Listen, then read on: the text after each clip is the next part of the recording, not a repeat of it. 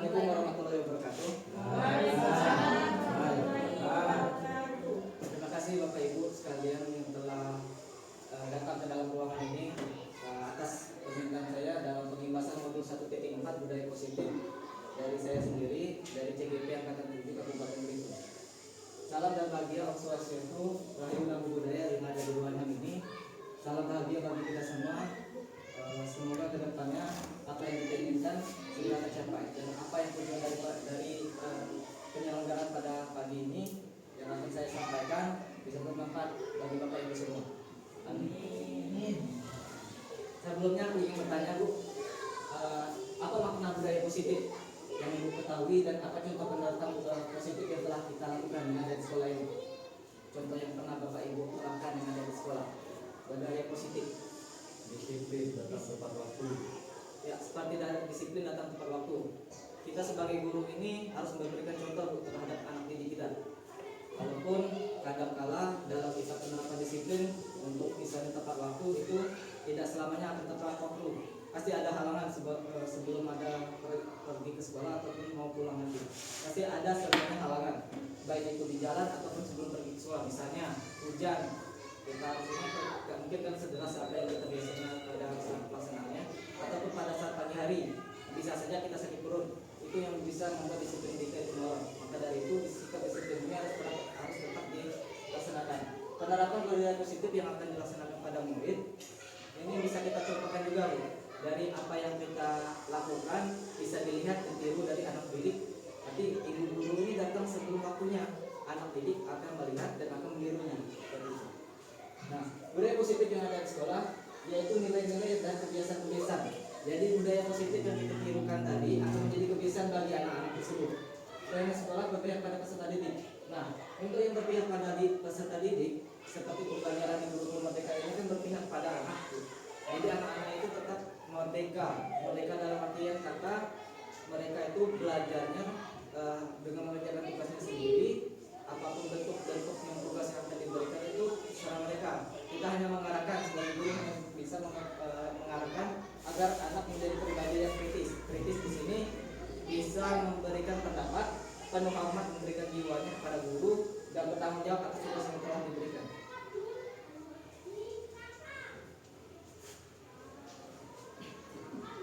Nah, dari perubahan dari kegiatan tersebut, adapun perubahan paradigma yang akan didapati dari filosofi Ki Hajar Daya Utara. Yang pertama itu bukan tabula rasa. Semua anak terlahir dengan bakatnya masing-masing unik. Jadi setiap anak itu tidak memiliki bakat yang sama, baik itu IQ, baik itu keterampilan, baik itu apapun dari keterampilan yang lain. Jadi setiap anak itu memiliki potensinya masing-masing. Jadi kita jangan beranggapan sebagai guru anak tersebut tidak bisa belajar, misalnya matematika, anak tersebut itu tidak akan maju. Jadi bisa saja di pembelajarannya itu rendah, tapi di seni atau olahraganya yang bagus. Nah, budi pekerti ditekankan dari filosofi dari Ki Hajar Daya Utara itu yaitu budi pekerti. Banyak contoh kejadian dari budi pekerti yang anak-anak ini yang lupa terhadap gurunya. Apakah Ibu pernah merasakan kalau misalnya kita pernah mengajar? Saya sendiri pernah contohnya. Kelas 4 saya ngajar di SD Sijuk. Kelas 4 mereka naik kelas 5. Udah dengan guru itu udah lupa. Kayak gitu. Bukan lupa tapi acita-acit lagi. Makanya itu budi pekertinya harus tetap diterapkan ke anak-anak. Yang keempat, tugas guru menuntun bakat tersebut agar anak tumbuh dengan selamat dan bahagia. Jadi kita sebagai guru menuntut anak ini agar bakat tersebut tersalurkan. Contohnya kita ada misalnya ada skill menang, kita salurkan anak tersebut agar bisa menjadi apa yang mereka inginkan. Misalnya mereka itu berenang itu kan jago. Misalnya Pak Reni membuka skill renang kemarin kan. Jadi dengan skill renang tersebut mereka menumbuh bakat anak tersebut dalam misalnya potensinya menggali potensinya renang, potensinya dari alam. Potensi yang dari alam ini bakatnya dari lahir dan tidak perlu kita ajarkan, mereka udah bisa sendiri begitu. Kita hanya bisa mengembangkan lagi supaya mereka lebih lancar lagi. Guru ibarat petani dan anak sebagai bibit jagung. Nah, yang kalau guru ibarat petani ini, kita sebagai guru hanya bisa merawat tanaman. Jadi anak itu tumbuh subur itu tergantung kita merawatnya. Jadi kita beri pupuk, beri tanaman, beri air itu untuk kubu gabung apa yang jagung itu supaya kembang. jagung pun yang kurang bagus bisa menjadi bagus apabila kita merawatnya dengan memberi pupuk. Kodrat alam dan kodrat zaman. Kodrat alam itu yang seperti saya bilang tadi Bu. Kodrat alam maka dari lahir, kodrat zaman itu mengikuti perkembangan zaman. Jadi perkembangan zamannya di sini sekarang ini kan zamannya perkembangan teknologi ya. Kita tidak lepas dari HP pastinya anak-anak. Jadi gimana caranya HP itu jangan memberikan dampak negatif, kita berikan dampak positif. Walaupun kadang-kalanya orang tua itu memberikan HP itu supaya anak itu diam gitu. Nah, dan berpihak pada anak. Jadi kita berpihak pada anak di sini agar anak itu bisa bereksplorasi apa yang sesuai diinginkan. Nah, perubahan paradigma untuk membangun budaya positif, sekolah perlu menyediakan lingkungan yang positif. Jadi untuk membuat budaya positif ini dimulai dari sekolah.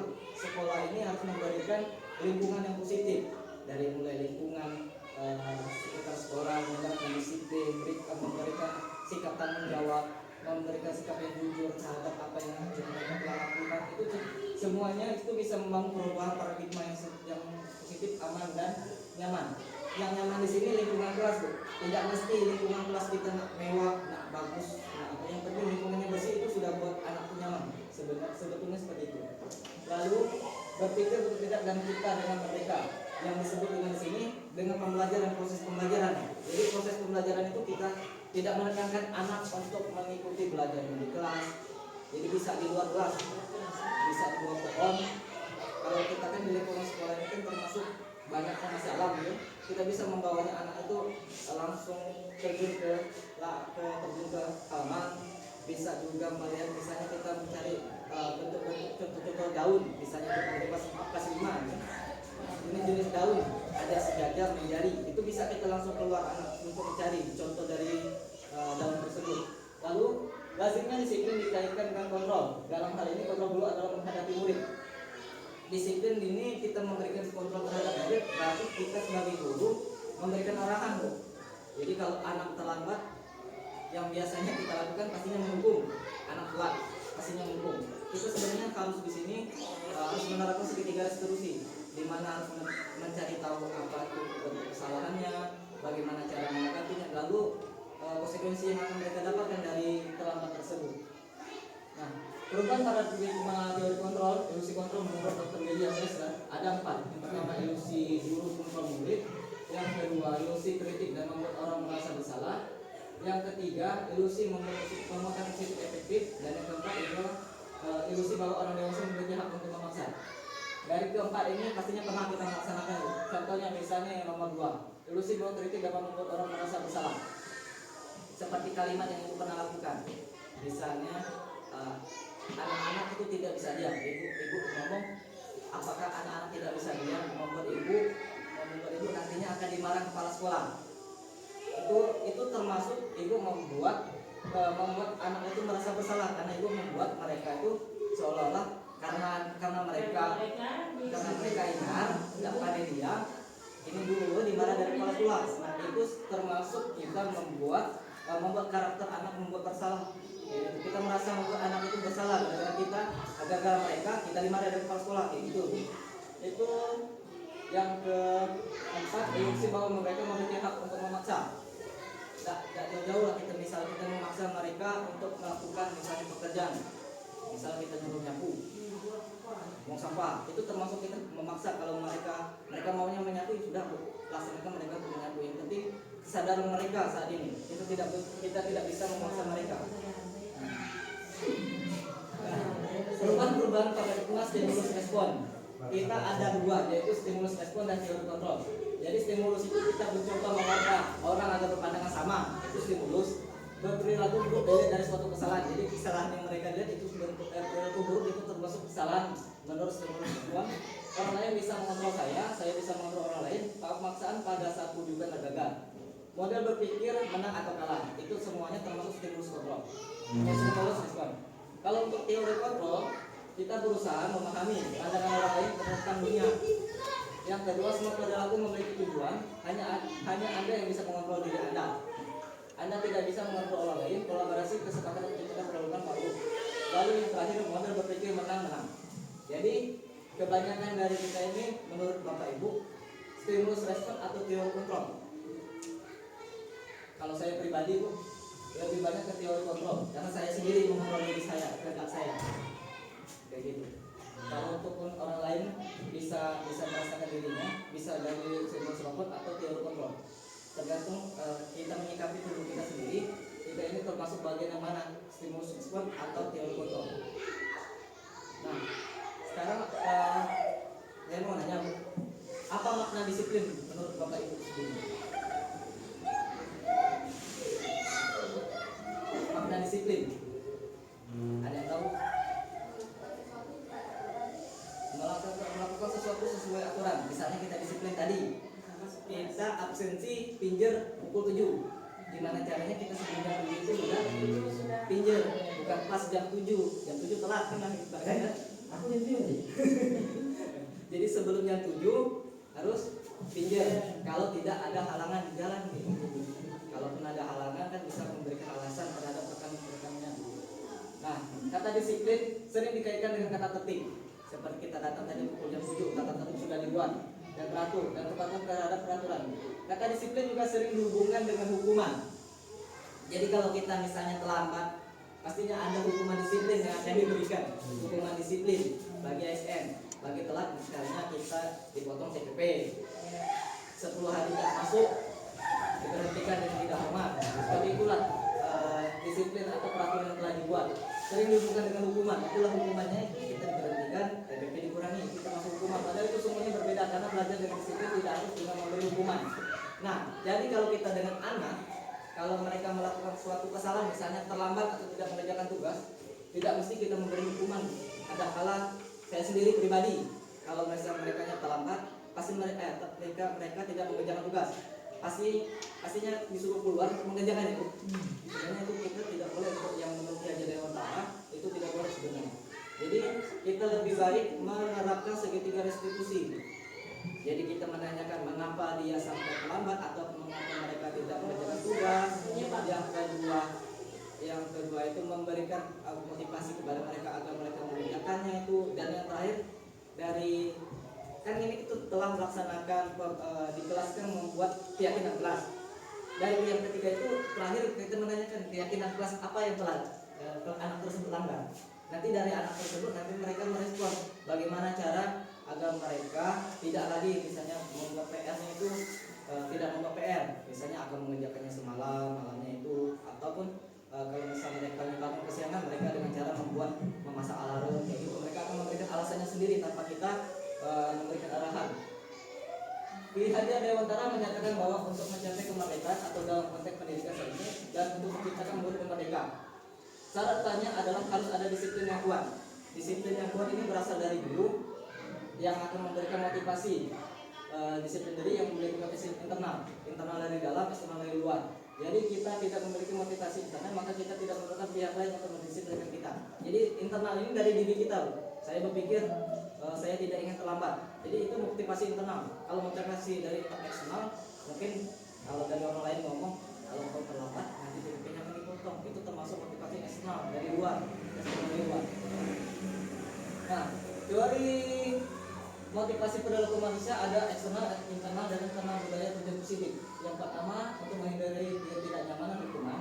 Apa yang terjadi apabila saya tidak melakukannya? Itu dari eksternal. Lalu internal, apa yang saya akan dapatkan apabila saya melakukan? Saya tidak terlambat. Apa yang akan saya dapatkan? Ini penuh. Begitu. Lalu motivasi internal tujuan budaya positif. Saya akan menjadi orang yang seperti apa bila saya melakukannya? Seperti akan menjadi contoh yang baik bagi anak-anak. Nah, itu motivasi internal untuk tujuan budaya positif. Nah, dari kegiatan peraturan kelas, pertama kita mau peraturan kelas. Peraturan kelas itu akan setelah dibuat akan menjadi keyakinan kelas dari anak-anak yang akan diterapkan. Naik lagi menjadi lingkungan positif yang akan selalu diterapkan dari anak. Dan terakhir budaya positif yang akan selalu dilaksanakan baik di sekolah maupun di lingkungan sekolah. Seperti inilah tabel grafik. Lalu keyakinan kelas, hukuman dan penghargaan. Ada 3, keyakinan kelas, hukuman dan penghargaan. Semuanya pasti pernah kita laksanakan. Keyakinan kelas, hukuman dan penghargaan. Mengapa tidak peraturan saja? Mengapa harus keyakinan kelas? Nah, ada 3 alasannya. Pertama, mengapa tidak memiliki peraturan harus menggunakan helm bila mengendarai sepeda roda 2? Nah, di sini nanya, untuk menggunakan helm. Mengapa kita harus menggunakan helm pada saat menggunakan kendaraan roda 2? Alasan ibu bapak apa? Peraturan. Ada peraturan. Peraturan dibuat ada buat keselamatan. Kalau tidak melaksanakan helm pasti ada hukuman, yang hukumannya hilang. Mengapa kita memiliki peraturan 3M? Menggunakan masker, mencuci tangan dan menjaga jarak. Itu termasuk budaya positif untuk kemarin waktu kita penyakit COVID. Jadi itu termasuk hukuman penghargaan atau keyakinan kelas sebenarnya. Jadi ini adalah ke keyakinan kelas karena kita menerapkan menggunakan masker, mencuci tangan dan menjaga jarak.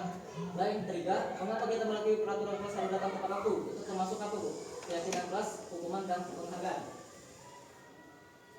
Termasuk keyakinan kelas karena kita harus datang tepat waktu. Dan penghargaannya pun apa yang didapat bila anak datangnya tepat waktu? Selama ini tidak ada penghargaan. Anak datang tepat waktu, kita sudah senang, seharusnya sudah senang. Tapi harus ada penghargaan, baik itu omongan. Lebih simpelnya kita harus memberikan pujian. Jadi anak tersebut akan lebih semangat untuk datang tepat waktu sebelum waktunya ditetapkan dari sekolah pengelolaan. Jadi keyakinan kelas adalah nilai-nilai kebajikan atau prinsip-prinsip universal yang disepakati bersama secara universal lepas dari latar belakang suku, negara dan bangsa.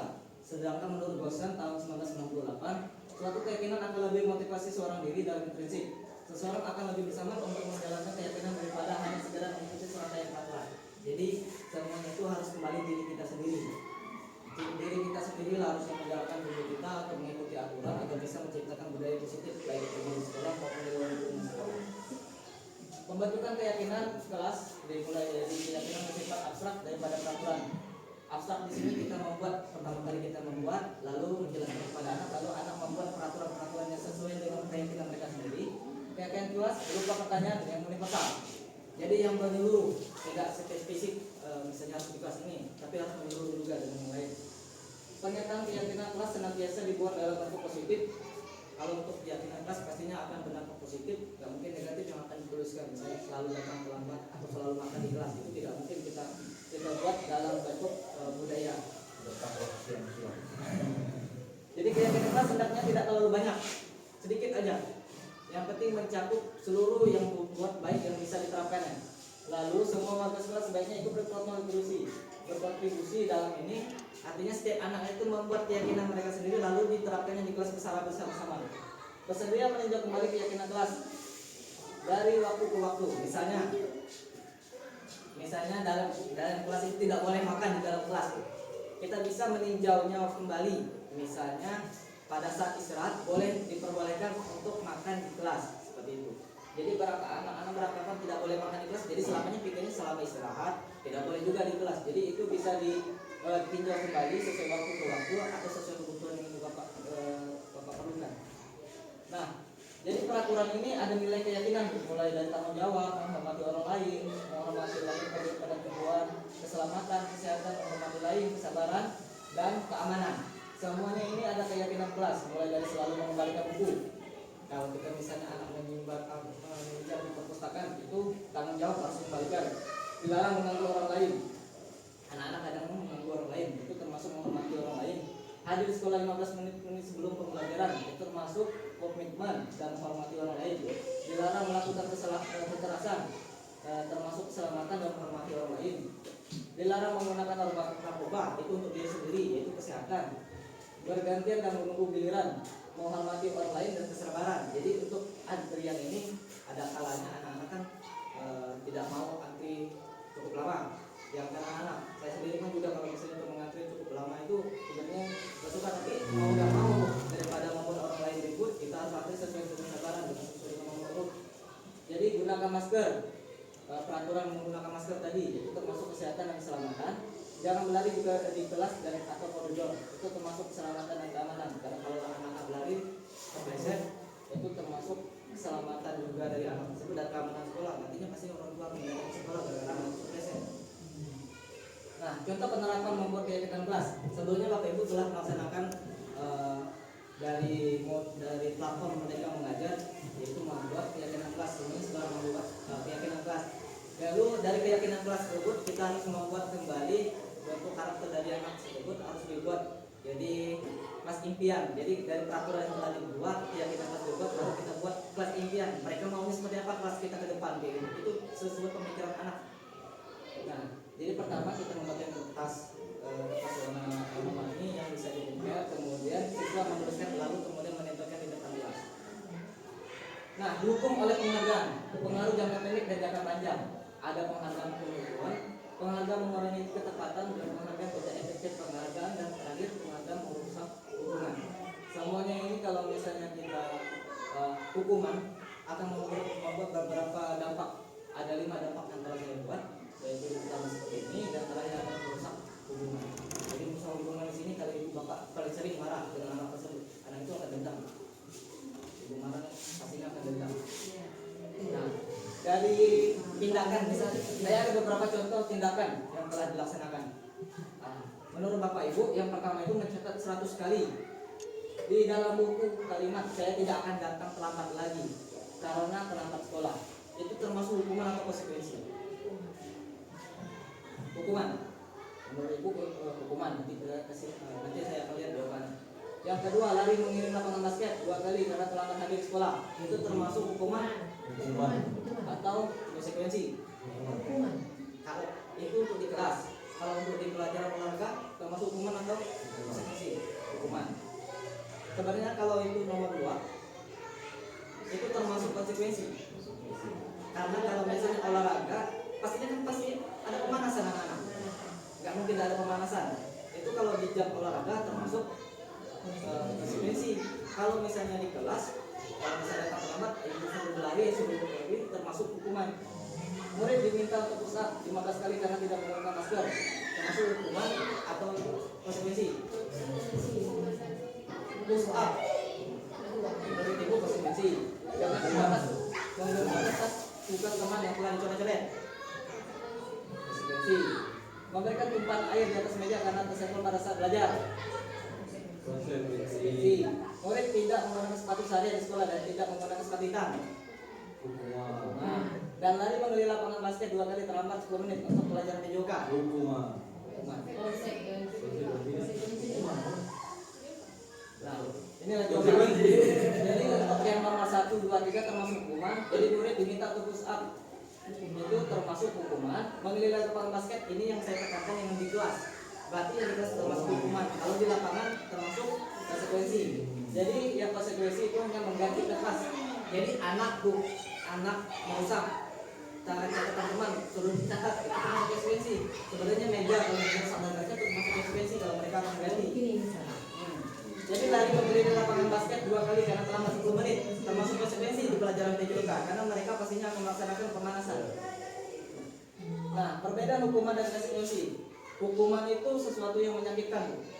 Jadi anak itu pastinya sakit, pusat kan sakit.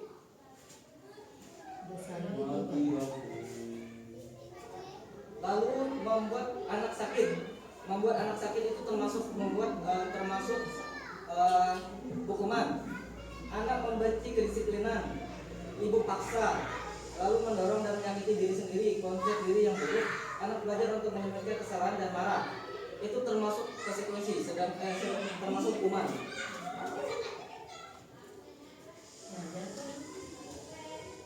Nah, sedangkan konsekuensi yaitu sesuatu yang harus terjadi. Seperti tadi, anak tersebut mencoret-coret buku temannya, harus diganti buku anak tersebut dan dengan tulisannya. Itu termasuk konsekuensi yang harus diterima anak tersebut karena telah merusak buku teman.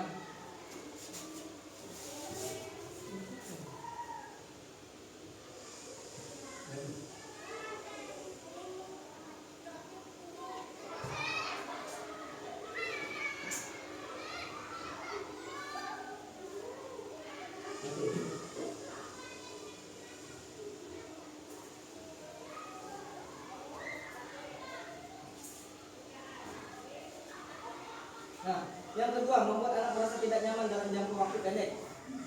Jadi itu termasuk konsekuensi. Yang ketiga, anak menghargai disiplin, stimulus tambahan. Yang keempat, mendorong anak agar juga menyelesaikan diri, konsep diri yang baik. Yang selanjutnya, anak belajar untuk mematuhi peraturan, dalam hak dibuat tidak nyaman dihasilkan untuk sementara atau itu termasuk konsekuensi. Nah, kebutuhan dasar manusia itu ada 4. Jadi penguasaan, kebebasan, kesenangan dan cinta dan terima. Ini menurut survei telah dilakukan penguasaan, kebebasan, kesenangan dan cinta. Semuanya itu di sekolah harus diterapkan. Kebebasan, anak bebas mau buat tulisannya apa, mau buat tugasnya apa. Kesenangan, mereka terserah mau di atas meja mengerjakannya atau secara diskusi, itu terserah mereka. Kita hanya mengarahkan cinta kasih yang terima. Kita harus memberikan respon terhadap anak apa yang anak mereka mau. Misalnya mereka ingin bertanya, kita harus memberikannya dengan penuh rasa bertanggung jawab sebagai guru untuk memberikan pembelajaran tersebut agar anak tersebut paham terhadap materi yang telah diberikan. Nah, misalnya ini Bu, Ibu Ani seorang guru kelas 5 di SD Pelitati, sedangkan bingung menghadapi ulah anak tersebut. Satu murid kelasnya, Agus, namanya Agus. Beberapa anak telah datang dan mengeluh. Agus seringkali meminta bekal makan siang mereka dengan paksa. Jika Anda menghadapi situasi tersebut, Ibu Ani, apa yang akan Anda lakukan menurut Anda? Kira-kira Bu, anak Ibu, muridnya Ibu memaksa minta teman satu sekelas untuk makanan. Apa yang Ibu lakukan kira-kira? Dari saksi. Lain dari Ibu? Seharusnya kita bertanya sebagai guru harus menerapkan segitiga diskusi. Kita tanya dulu mengapa dia tidak membawa bekal, lalu mengapa dia mengaku temannya, memaksa temannya. Lalu kita arahkan dia bagaimana cara menyikapinya mereka agar dia tuh bisa makan di sekolah tanpa memaksa teman, dengan cara mendorongnya supaya mereka membawa bekal dari rumah. Seperti itu. Nah, dalam konteks penerapan disiplin positif itu ini seharusnya apabila jawaban Agus karena dia lapar dan orang yang tidak membawakannya bekal, kebutuhannya adalah untuk bertahan hidup. Jadi dia lapar, sama kayak ibu-ibu menunggu siang kalau tidak ada makanan, itu termasuk bertahan hidup. Jadi apabila Agus ingin ia senang temannya memperhatikan dia, itu kebutuhan untuk diterima. Apabila Agus ingin merasa hebat dan temannya ikut jadi takut karena kita tekan tadi, jadi pengakuan atas kemampuan, ingin di atas segalanya berarti. Lalu apabila Agus ingin merasa bosan karena bekal yang dibawakan ibunya, jadi kebutuhan dengan pilihan, makannya itu aja misalnya, itu termasuk kebutuhan dan pilihan.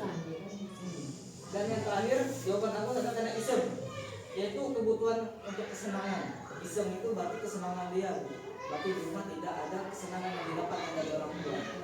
Nomor 3 itu garam dari itu untuk diakui. Jadi ada 5 posisi kontrol. Pertama, guru berbuat, guru berkata, hasil. Kaitan dengan dunia berkualitas, murid berkata dan berdampak pada siswa. Ini ada teori kontrol, yaitu penghukum, membuat rasa bersalah, teman, pemantau dan manajer. Jadi sebagai guru ini harus menguasai semua 5 posisi kontrol dan harus lebih dominan terhadap manajer. Jadi mengajukan pertanyaan-pertanyaan, apa yang kita yakini, menguatkan pribadi, murid meletakkan dirinya sebagai individu, bagaimana caranya saya bisa memperbaiki keadaan dan mengevaluasi diri. Harus lebih dominan terhadap ke dalam manajer, tidak menutup kemungkinan sesuai keadaan atau kasus yang ibu terima. 5 posisi kontrol ini bisa diterapkan. Lebih dominan, jangan menggunakan penghukum, karena itu memang tidak terlalu dianjurkan dengan posisi kontrol untuk penghukum. Apalagi membuat rasa bersalah, seperti ibu tadi membuat anak-anak, gara-gara anak-anak ibu dimarahi. Nah, itu termasuk rasa bersalah. Jadi kita sebagai gurunya harus sebagai teman, pemantau dan sebagai manajer. Nah, apa itu restitusi yang tadi telah saya sampaikan? Restitusi adalah proses menciptakan kondisi bagi murid untuk memperbaiki kesalahan mereka sehingga mereka bisa kembali pada kelompok mereka dengan karakter yang berbeda. Menurut dosen tahun 2004. Jadi 9 ciri-cirinya, yaitu yang pertama bukan untuk menebus kesalahan, yang kedua memperbaiki hubungan, yang ketiga memberikan tawaran, restitusi untuk menuntun untuk melihat dari dalam diri, yang kelima untuk kebutuhan dasar, keenam untuk adalah cara yang paling baik untuk memperbaiki diri, 7 untuk karakter bukan tindakan, yang ke-8 fokus pada solusi, dan yang terakhir adalah mengembalikan murid yang berbuat salah pada kelompoknya. Kita tekankan pada fokus dan solusi. Jadi kita memberikan fokus dan memberikan solusi agar anak tersebut bisa memperbaiki kesalahan yang telah dibuat. Jadi penerapan segitiga solusi mulai dari pertama, kamu tentunya mempunyai alasan. Misalnya anak terlambat, kamu punya alasan. Lalu setiap orang pasti pernah melakukan kesalahan, itu memberikan motivasi terhadap anak. Jadi dan yang terakhir nilai-nilai telah apa yang kita sepakati dari peraturan kelas atau kesepakatan kelas yang ibu buat, ibu tanya ke anak tersebut, adakah yang telah dilanggar, bagaimana caranya menyikapinya. Nah, dokumentasi untuk sedikit dari seperti contohnya yang Ani yang pernah saya laksanakan, yaitu satu kali pernah tidak melaksanakan membuat tugas itu di rumah. Jadi saya terapkan segitiga restitusi, menanyakan apa yang terjadi karena alasan yang pertama membantu ayahnya dari laut sehingga tidurnya kemalaman. Jadi itulah dia tidak bisa membuat tugas. Ya. Terima kasih Bapak Ibu telah hadir kesempatan daripada ruangan ini untuk mendengarkan pengemasan dampak budaya positif model 1.4 dari guru penggerak. Saya akhiri. Assalamualaikum warahmatullahi wabarakatuh.